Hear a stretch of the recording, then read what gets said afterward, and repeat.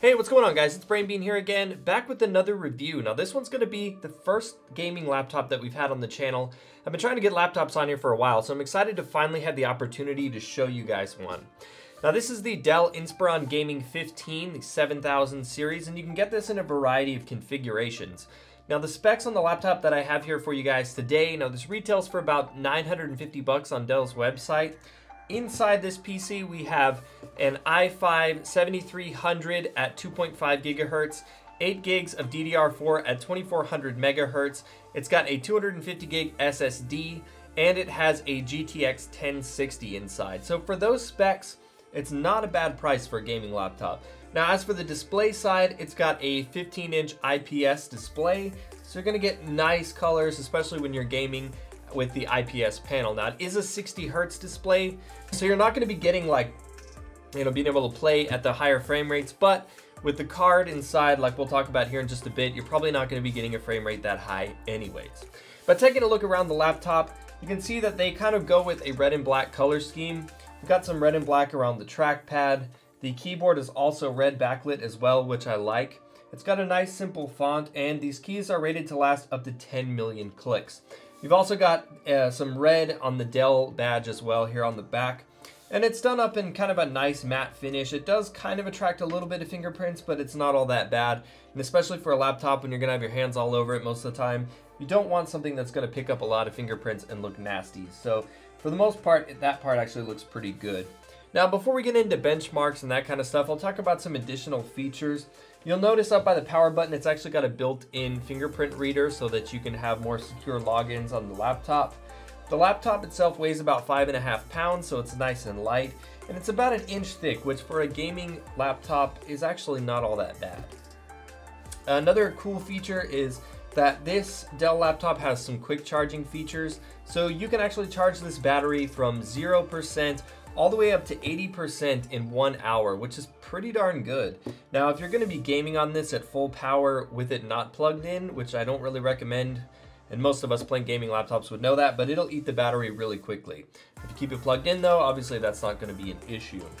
Now, before we jump into benchmarks, I do wanna just talk about how I tested the laptop. I tested it playing 3 different games. I played Doom, PUBG, and The Witcher 3.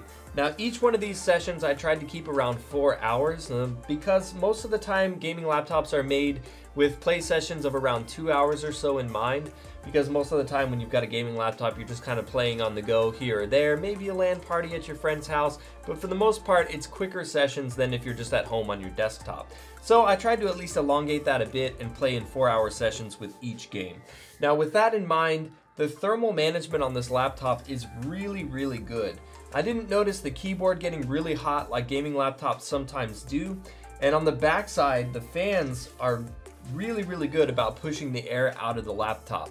Now, that's all great and everything, but it does generate a lot of noise when the fans are kicking up into high gear. It moves a lot of air and keeps the laptop cool, but it is pretty dang noisy. So keep that in mind if that's something that you think will bother you. Now, obviously, the speakers in this laptop aren't really all that great.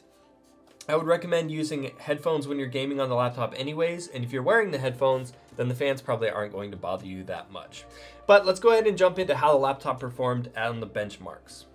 First, I booted up Doom. On max settings, it was averaging 47 FPS. On high settings, I got a little bit better frames out of it with an average of 56 frames.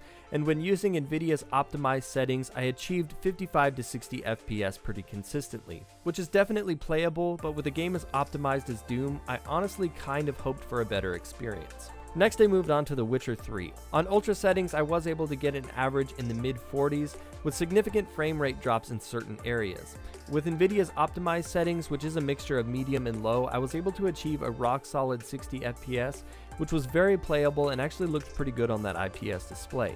Last, I moved on to PUBG, which, as we all know, is poorly optimized, but since it's a game that I would personally take this laptop to a friend's house to play, I just wanted to see how it would do.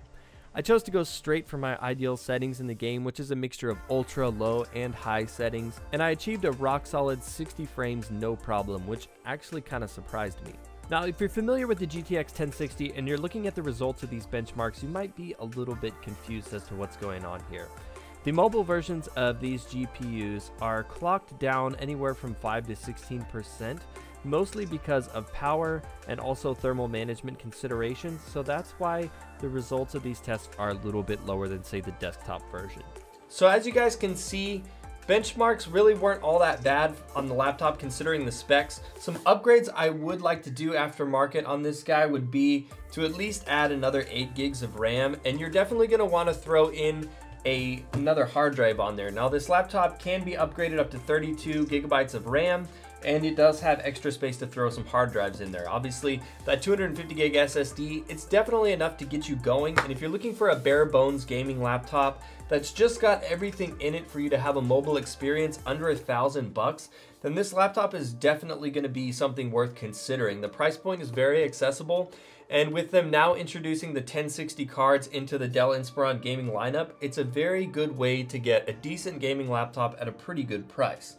But you're definitely going to probably want to throw in some of those aftermarket upgrades if you plan on using it long term. Well, that's it for the video, guys. Let me know in those comments down below what you think about my first laptop review. And if you enjoyed this video, you know what to do. Give it a big thumbs up to show your support. Of course, if you're new here on the channel, you can also subscribe for more videos. And as always, thank you guys so much for watching, and I will see you in the next one.